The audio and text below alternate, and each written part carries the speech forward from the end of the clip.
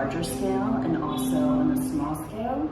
And I feel like it really created a space for people to explore their wellness and their practice in their solitude, which is where I believe spiritual practice is born.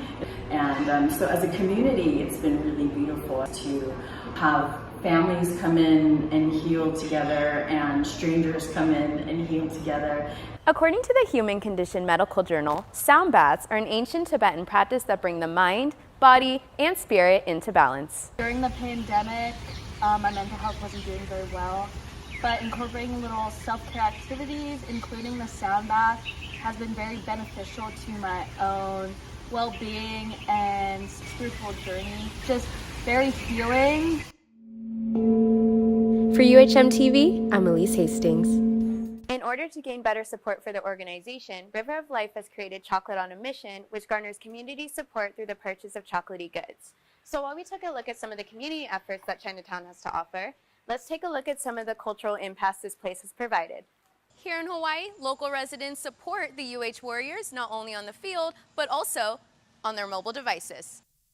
Mobile apps like these allow gamers to play professional and college fantasy sports without even having to go to Vegas. But it's still not legal here in the islands. One member of a California indigenous tribe has seen the pitfalls in her own community. She believes gaming should not be in the cards for Native Hawaiians. In general, they've made our people lazy, and I hope that's not what would happen with the Native Hawaiians, but obviously when you have that kind of money, it's bound to happen. In the meantime, sports bettors will continue to find loopholes in the law, while advocates are still hoping for change. For UHM TV, I'm Elyce Hastings.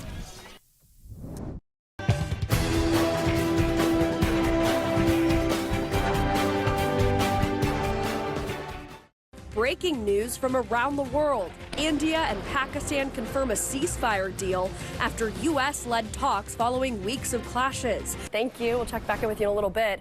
We do have some breaking news from around the world. Two major stories. India and Pakistan have confirmed a ceasefire deal after U.S.-led talks to end a conflict between the nuclear-armed rivals. This follows weeks of clashes that were triggered by a gun massacre on tourists last month that India blames Pakistan for. It was their most serious confrontation in decades, and it left dozens of civilians dead on both sides. On his Truth Social platform, President Trump wrote, quote, "Congratulations to both countries on using common sense and great intelligence." Let's turn now to a live look at Vatican City as we continue our coverage of the historic election of Pope Leo XIV, the first American to be elected leader of the Catholic Church. The pontiff is getting ready to deliver his first Sunday Mass at St. Peter's Square. ABC's Ines de la Cutera has more details on what we can expect. Developing this morning here at home, there's a renewed effort to find Kyron Horman. The Multnomah County Sheriff's Office is taking some new steps to finally bring a resolution to this unsolved case. It comes nearly 15 years after the young boy vanished. K2's Shelby Slaughter has more details as she's been tracking this case closely. Happening right now, the walk to end Alzheimer's Portland. It's a big deal for K2 with our very own Wesley Ogle as the volunteer event chair and MC. Let's go live now to the Oregon Zoo where Wesley is there. Wes, things are really picking up. How's it going out there? Yeah, it's getting a little chaotic now. It's like herding cats right now, but we've got Wendy's Walkers here. They are the top fundraising team this year. We've got Wendy Bond, our top individual fundraiser. They've raised an incredible amount of money. This is your 34th walk, Wendy. Why do you walk? Oh, why do I walk? Well, 34 years ago, my mom was diagnosed, and that's when I started my walk. I was honoring my grandmother and my mother and my aunt and my uncle and my sister and my cousin. 2 people are dead after a Mexican Navy training ship struck the bottom of the Brooklyn Bridge. More than a dozen others were injured. The Associated Press reports that the Mexican Navy training vessel hit the bridge during a promotional tour with 277 people on board. The top of each mast hit the historic bridge yesterday after 8 o'clock local time. Witnesses say they saw some of the sailors who were on that ship being carried out in stretchers and taken away in ambulances. Now to the blast outside a California fertility clinic. At least 1 person killed, and local authorities are saying it appears to be an intentional act of terrorism. ABC's Jacqueline Lee has more information.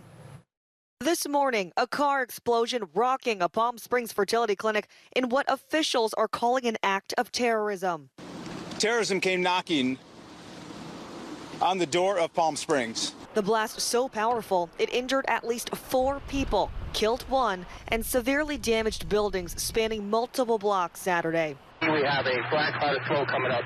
This was probably one of the largest bombing investigations that we've had in Southern California. Officials have a person of interest, but said they are not actively searching for a suspect. One demonstration took an ugly turn in Lafayette, Indiana. The whole thing was caught on camera. Police say that a man driving a truck tried to make a turn at an intersection where protesters had gathered. Demonstrators blocked him, and investigators say the man confronted the protesters when one of the protesters allegedly headbutted him. He then grabbed what appeared to be a rifle from his truck. Witnesses say the man never pointed the gun at protesters and kept his weapon at his side. Police briefly detained the man, but they later released him because he didn't point his gun at anybody. They're now looking for the protester who headbutted him.